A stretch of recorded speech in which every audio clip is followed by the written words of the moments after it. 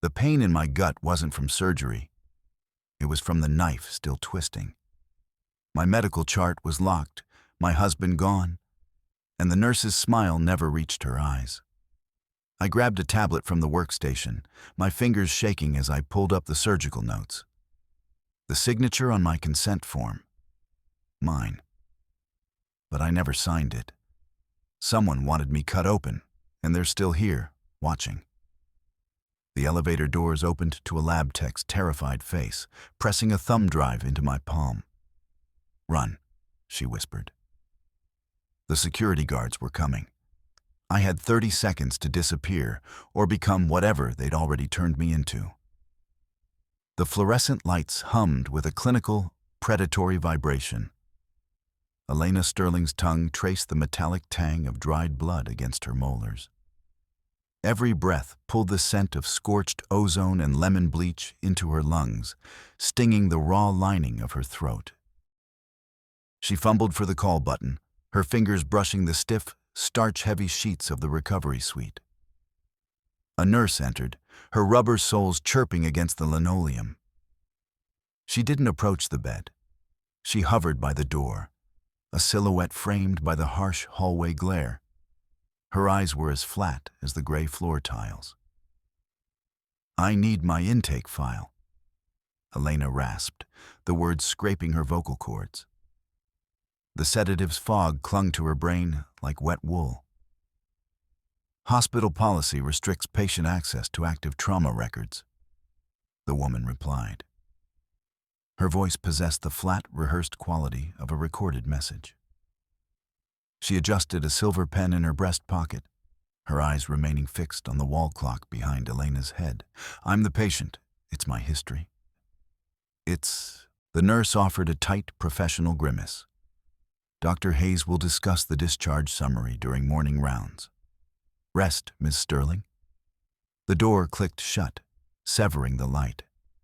Elena waited for the rhythm of receding footsteps before swinging her legs over the rail. The floor tiles bit into her skin like chips of ice. Across the room, a digital tablet glowed atop a rolling workstation, its screen pulsing with a soft, rhythmic blue. She lunged, her balance fracturing as she gripped the cold plastic casing. Subverted. Phase 1. Smart decision. Elena knew she had to act, while the fog in her mind was still thin. She wasn't just a Sterling by marriage. She was a paralegal who had spent years dissecting medical liability. If the nurse wouldn't give her the file, she would take the data herself. The tablet on the workstation was a standard hospital tool, and she had seen the staff's login pattern a dozen times during her stay. This was the most logical move. If she could see the surgical notes, she could prove what she felt in her gut: that the routine surgery had been a cover for something else. She reached out, her fingers trembling but precise, aiming to capture the evidence before it could be wiped or edited. It was a clean, smart, tactical strike. Phase 2. False positive. The biometric sensor stayed dark, but the secondary keypad flickered to life. She punched in the code she'd memorized. The head nurse's birthday, a common security lapse. The screen turned green. Access granted. A surge of triumph, hot and sharp, cut through the sedative. She was in. Her thumb swiped through the menus with practiced ease. There it was. Sterling, Elena. Surgical log. 0800 hours. She saw the notes, the blood pressure spikes, the medications administered. She took photos of the screen with her own phone, her heart racing with the thrill of a successful heist. She had them. She had the proof that they had lied about the duration of the procedure. She felt a wave of relief so strong it made her dizzy. She wasn't crazy. She was a witness. Phase 3. The crack. As she scrolled to the bottom of the page, a small red banner appeared at the top of the screen. Remote monitoring active. Elena froze. The tablet didn't just store data. It broadcasted its location and its current user. She looked at the door. The silence of the hallway felt different now. Heavy, expectant. A soft ping echoed from the tablet, a notification she didn't trigger. It was an internal message. Unauthorized access detected in Suite 402. Security dispatched. Her stomach dropped. She had the evidence, but the act of taking it had tripped a wire she hadn't seen. Phase 4. Catastrophic reveal. The door didn't just open. It was thrown back against the wall with a bang that shook the bed frame. Two large men in gray uniforms stepped in, followed by the nurse. But they weren't looking for the tablet. Behind them stood Dr. Hayes, his face a mask of disappointment. "I'm so sorry, Elena," he whispered. "We hoped the confusion would pass. But this illegal surveillance of hospital systems is a clear sign of the paranoid break we feared." Elena tried to hide her phone, but one of the guards gripped her wrist, his fingers like iron bands. The tablet wasn't her salvation. It was the trap. By accessing the records, she had provided the evidence they needed to prove she was mentally unstable. "I was just looking at my own files," she screamed. "You were compromising the privacy of every patient in this wing," Hayes said, his voice calm, terrifyingly reasonable. "This isn't just a medical issue anymore. It's a security threat. We have no choice but to escalate your care to a secure environment." Elena realized with a sickening jolt that her smart move had handed them the perfect weapon. They didn't need to hide the truth anymore. They could just claim she was too insane to understand it. The guards moved in, and the world began to tilt as they forced her back toward the bed. The struggle was brief, but desperate. Elena's vision blurred as the weight of the guards pressed her into the mattress. The air smelled of their sweat and the chemical tang of the hospital's industrial soap. "Get off me!" she shrieked, her voice cracking. Her hand brushed the cold metal of the IV pole beside the bed. She didn't think. She acted on pure animal instinct. She gripped the pole and swung it in a wide, desperate arc. The heavy base connected with the shoulder of the first guard with a dull thud. He grunted, his grip loosening just enough for Elena to scramble toward the foot of the bed. Dr. Hayes stepped back, his hands raised in a mock gesture of peace. "Elena, please, you're hurting yourself." "I'm saving myself," she spat. She swung the pole again, forcing the second guard to jump back. The metal whistled through the air. She didn't wait for a third swing. She lunged for the door, her bare feet slapping against the cold linoleum. The hallway was a blur of white and gray. She could hear the heavy thud of the guards' boots behind her, the rhythm of a hunt. 1, 2, 3, 4, she whispered, her voice a frantic prayer. She counted the floor tiles as she ran, the numbers the only thing keeping her mind from fracturing into 1,000 pieces of pure terror. She saw the red glow of the exit sign, but the elevator bank was too far. To her left, a heavy steel door marked "Service Only" stood slightly ajar. She threw her weight against it and vanished into the dim, humming heart of the hospital's guts. The service elevator was a cage of brushed steel and flickering fluorescent tubes. It smelled of damp laundry and old grease. As the doors began to slide shut, a hand shot through the gap, forcing them back open. Elena recoiled, her back hitting the vibrating wall of the lift. A woman in a lab coat scrambled inside. She was small, her glasses sliding down a nose slick with perspiration. She looked more terrified than Elena. "Don't scream," the woman whispered, her voice trembling. "I'm Sarah Jenkins. I work in the lab." Elena's fingers curled into fists. "Are you with Hayes?" "No. Oh no, I'm sorry.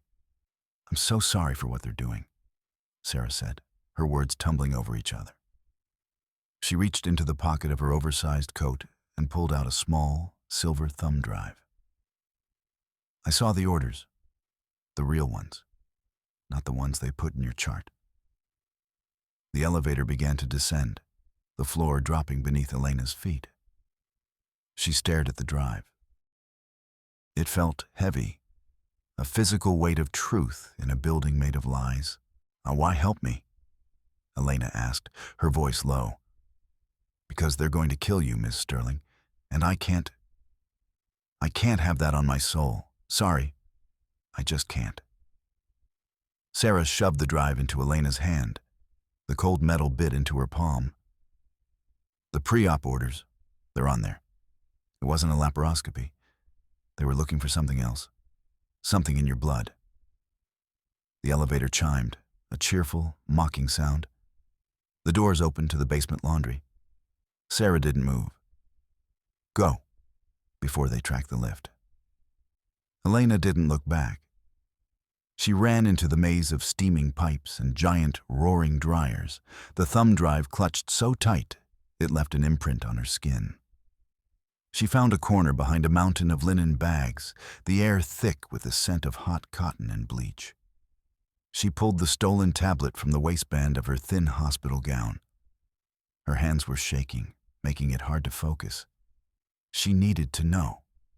She needed to see the lie. She plugged the drive into the tablet's side port.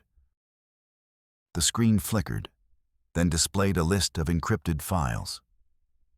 She bypassed the security with a series of commands she'd learned from a digital forensics expert she'd hired for a case 3 years ago. The file opened. Digital consent form. Sterling, Elena. She stared at the screen. At the bottom was her signature. It was perfect.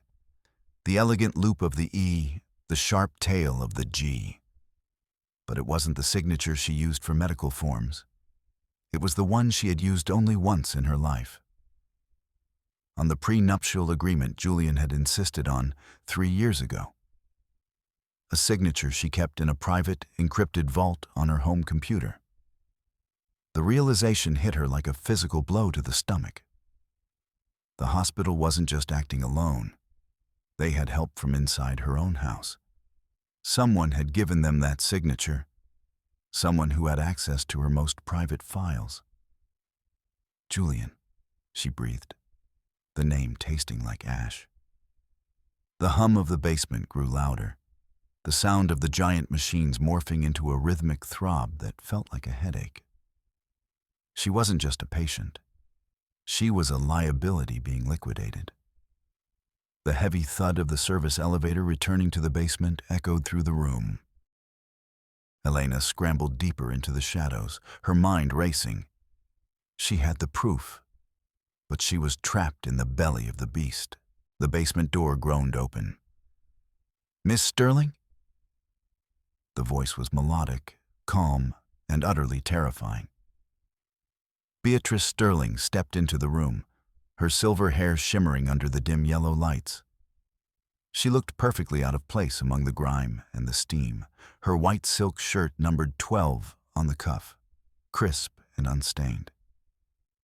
"Elena, dear, this is such a messy way to handle a misunderstanding," Beatrice said, her heels clicking rhythmically on the concrete. Tap, tap, tap. "You're confused.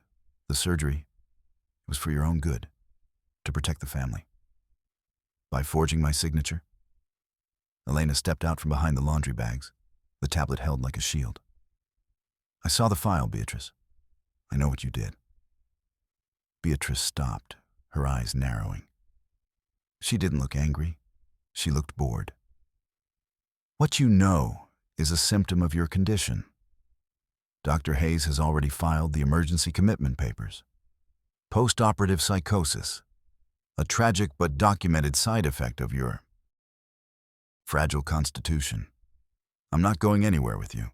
"Oh, you aren't going with me." Beatrice smiled, a cold, thin line. "You're going to the North Wing, the high-security psychiatric ward. 'For your own safety, of course. Julian is so distraught. He can't even look at you right now. Beatrice reached into her handbag and pulled out a sleek, black smartphone.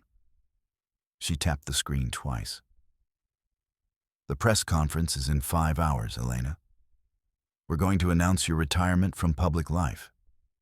A long, quiet recovery in the country. No one will ever ask where you went. 2 orderlies appeared behind Beatrice, their faces blank.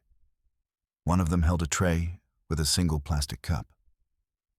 "Take her," Beatrice commanded, her voice never rising above a conversational hum.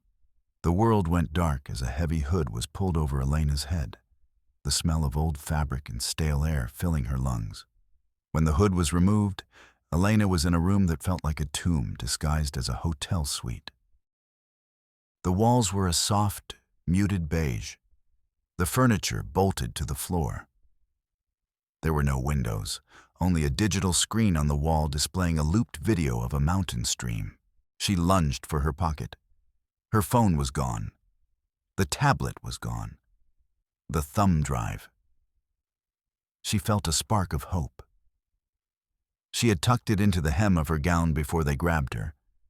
It was still there, a small, hard lump against her thigh. She moved to the room's terminal, a touch-screen interface meant for ordering food or requesting wellness activities. She tried to log into her bank account, her fingers flying across the virtual keyboard. Access denied. She tried again. Account frozen. Contact your primary trustee. Beatrice had locked her out. She was penniless, trapped in a room where the clock on the wall was moving backward, a psychological tactic meant to erode her sense of time. The door hummed and slid open. An orderly entered, a man with scarred knuckles who picked at his cuticles until they bled. James Kelly. He set a tray on the table. A single glass of water and a small white pill. The water smelled faintly of almonds. Cyanide? No, something more subtle. A sedative to keep her compliant. "You're going to take these now, aren't you?" Kelly asked, his voice a threatening lilt. Elena looked at the water, then at the man. She needed her mind. She needed to stay sharp. She picked up the glass, her hand trembling. As she brought it to her lips, she forced a violent, racking cough. The water splashed onto the floor, soaking into the roots of a plastic-looking potted plant in the corner. "I'm sorry," she gasped, clutching her throat. "It went down the wrong way. I need a moment." Kelly grunted, looking at the spilled water with annoyance. He didn't offer a refill. He just stood there watching her. "Take the pill." Elena placed the pill on her tongue, then tucked it into the recess of her cheek. She swallowed hard, mimicking the motion of her throat. "Good girl," Kelly said. He picked up the tray and left, the door clicking shut with a finality that echoed in the silence. Elena spat the pill into the dirt of the plant. She had maybe an hour before they realized she wasn't drifting off. She looked around the room. There was no way out through the door. But in the bathroom, she saw the glint of a mirror. It was safety glass. But if she hit it hard enough... She wrapped her hand in a towel and punched the center of the glass. It didn't shatter, it spider-webbed. She pulled a long, jagged shard from the frame. It was sharp enough to draw blood. She heard the door hum again, faster than before. Kelly was back, and he looked angry. He had a syringe in his hand. "The doctor says you're being difficult, Elena. We're going to help you relax." He lunged for her. Elena didn't hesitate. She slashed the shard across his forearm. Red bloomed against his white sleeve. He roared in pain, dropping the syringe. Elena bolted. She didn't count the steps this time. She just ran. She hit the hallway and saw a metal flap on the wall. Laundry chute. It was a narrow, dark hole that smelled of tragedy and soap. She climbed inside, the metal cold against her skin. She let go, falling into a darkness that felt like the end of the world. She hit a pile of soiled linens with a thud that knocked the wind from her lungs. She was in the basement, the restricted service level. She scrambled out of the pile, her hospital gown torn and stained. She found herself in a small, cramped office. A desk, a computer, and a stack of personnel files. She flipped through them, her eyes searching for anything she could use. She stopped at a file labeled Huntington, Chloe. Inside was a birth certificate. Mother, Sarah Huntington. Father, Robert Hayes. The room felt like it was spinning. Chloe, the woman Julian was supposed to marry after Elena was disposed of, was the daughter of the doctor who was drugging her. It wasn't just a medical fraud. It was a merger, a multi-generational grab for the Sterling fortune. She heard voices in the hall. She went down the chute, checked the basement. Elena grabbed the file and ducked out a side door, stumbling into the rainy Greenwich night. The rain was a cold, relentless curtain that blurred the world into shades of gray. Elena stood on the side of the road, her thin gown clinging to her skin. She looked like a ghost, a discarded thing. A delivery truck slowed down, the driver looking at her with a mix of pity and fear. "You okay, lady?" "Take me to the diner on Route 12, she pleaded. "Please." The diner was a haven of neon and grease. Elena sat in the back booth, her teeth chattering. She had used the driver's phone to call the one person she thought she could still trust. Julian walked through the door 10 minutes later. He looked perfect. Not a hair out of place, his jawline sharp enough to cut the heavy air of the diner. He sat across from her, his eyes full of a concern that felt like a warm blanket. "Elena, thank God. My mother. She told me you'd had a breakdown. I didn't know what to believe." "Julian, look at this." She pulled the thumb drive from her gown. "Sarah Jenkins gave it to me. It's all here. The forgery, the real surgery notes. Your mother and Dr. Hayes. They're trying to steal everything." Julian looked at the drive, his fingers twitching. He reached out and took her hand. "I'll help you, Elena. I promise. We'll go to a safe house. My friend has a place on the coast. No one will find us there."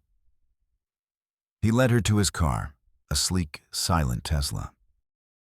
As they pulled onto the coastal road, Elena felt a flicker of hope. She wasn't alone. But then the headlights appeared in the rearview mirror, a black SUV moving fast. "Julian, someone's following us." "It's Miller," Julian said, his voice tightening. He stepped on the accelerator. "My mother's lead security guy. He must have tracked my phone." The chase was a blur of salt spray and screaming tires. The SUV rammed their rear bumper, sending a jolt through Elena's spine. Julian fought the wheel, his knuckles popping in that rhythmic sequence, thumb to pinky. Pop, pop, pop, pop. Elena's heart stopped. The signal. The SUV rammed them again, harder this time.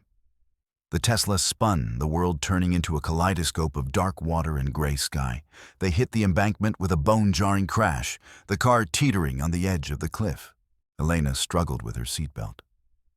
"Julian, we have to get out." Julian didn't move.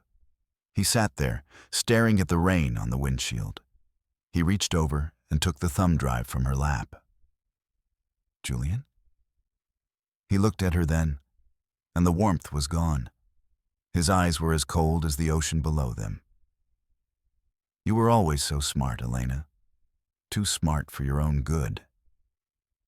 He stepped out of the car, his movements calm and precise. Elena scrambled after him, falling into the mud. "Why?" she sobbed. "I loved you.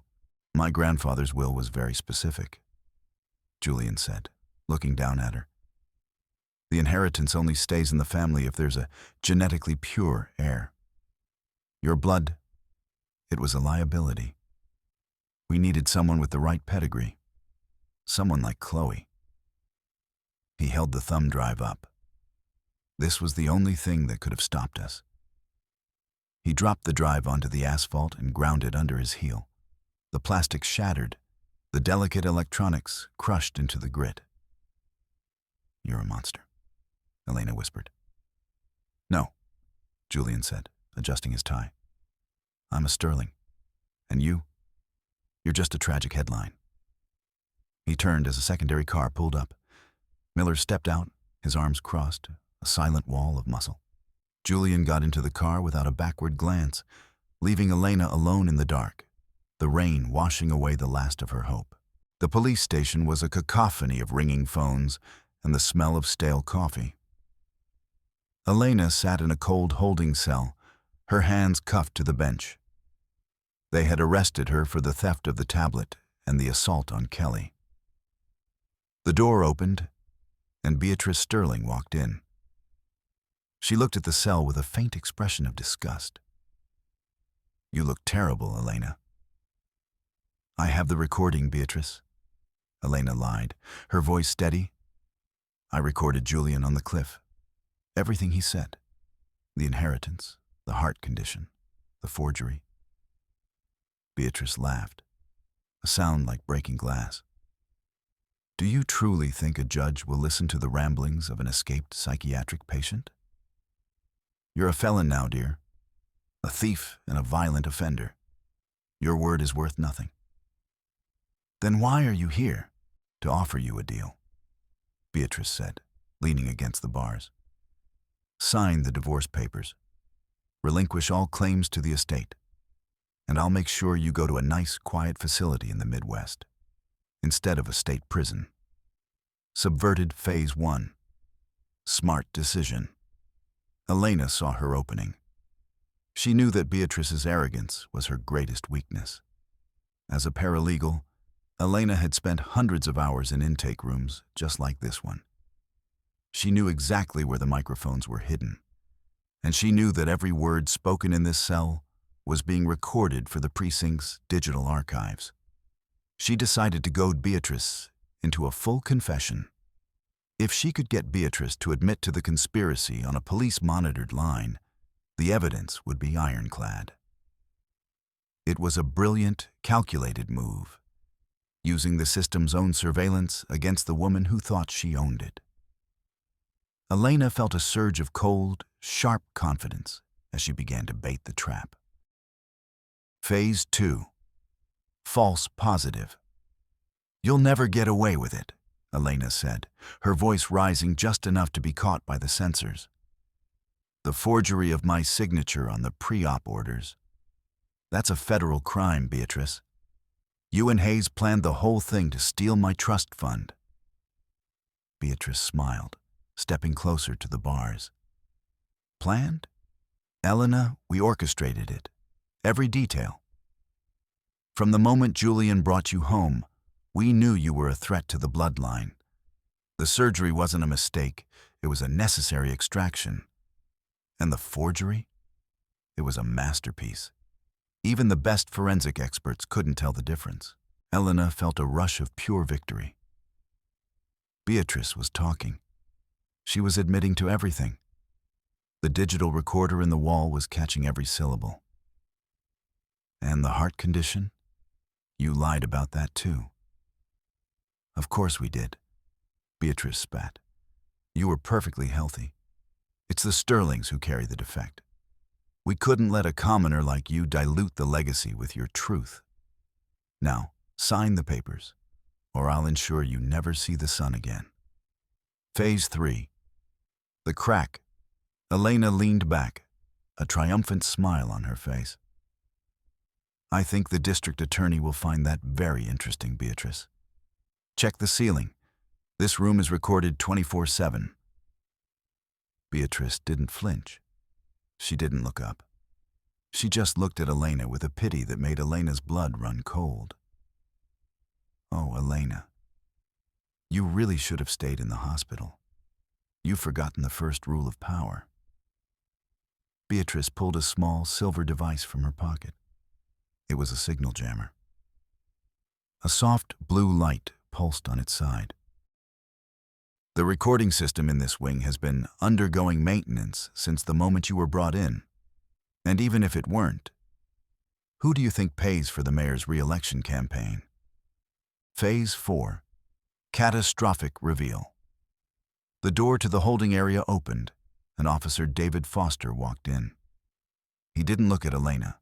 He handed a file to Beatrice. "The footage has been purged, ma'am," Foster said, his voice flat. "And we've added a charge of attempted entrapment to the file, along with the illegal surveillance charges from the hospital." Elena felt the world tilt. The recording didn't just fail, it was being used as further proof of her criminal instability.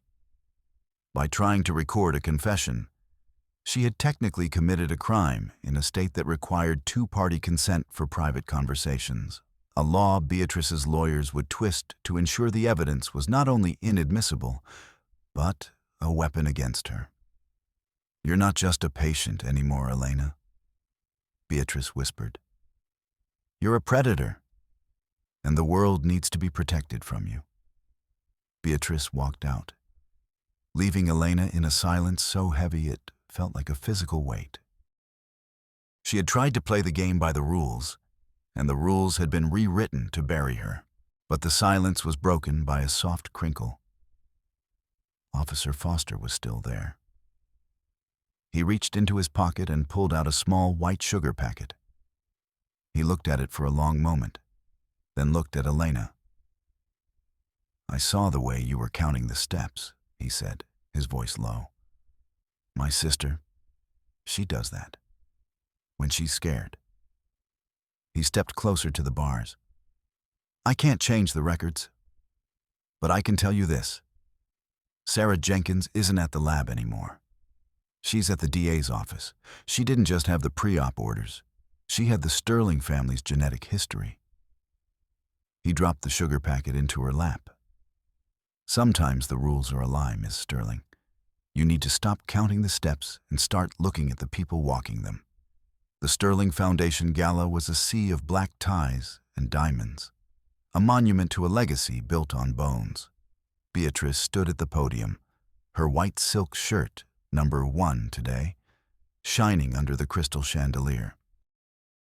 "It is with a heavy heart that we announce Elena's retirement," Beatrice began, her voice a melodic lie. The doors at the back of the ballroom swung open. Elena walked in. She wasn't wearing a gown. She was wearing the same torn hospital clothes, covered by a stolen police jacket. The room went silent. The cameras turned. "The legacy is a lie," Elena shouted, her voice echoing through the vaulted ceiling. She held up a stack of papers, the real genetic record Sarah Jenkins had secured. "The Sterlings aren't protecting a bloodline. They're hiding a disease, a degenerative heart condition that Beatrice and Julian have known about for years." Dr. Hayes stepped forward, his face pale. "Security. Remove her." But the men in the back weren't Sterling security. They were state police. Officer Foster led the way, his hand on his holster. "Robert Hayes, you're under arrest for medical fraud and conspiracy," Foster announced. "Beatrice Sterling, you're under arrest for forgery and kidnapping." The room erupted into a frenzy of flashing lights. Elena watched as the silver handcuffs were clicked onto Beatrice's wrists. The numbered matriarch didn't scream. She just stared at Elena with a cold, silent rage. An hour later, Elena stood in the parking lot, the cool night air of Greenwich smelling of salt and freedom. Her lawyer handed her a pen. She leaned over the hood of Foster's police cruiser and signed the divorce papers. It was a messy signature, nothing like the perfect forgery they had used. It was hers. "Where will you go?" the lawyer asked. "Seattle," Elena said, looking at the horizon. "I hear it rains a lot there. I think I'll like the sound of it." She got into her car and drove away, not counting the miles, not counting the turns. For the first time in her life, Elena Sterling didn't need to know exactly where she was going to know that she had finally arrived.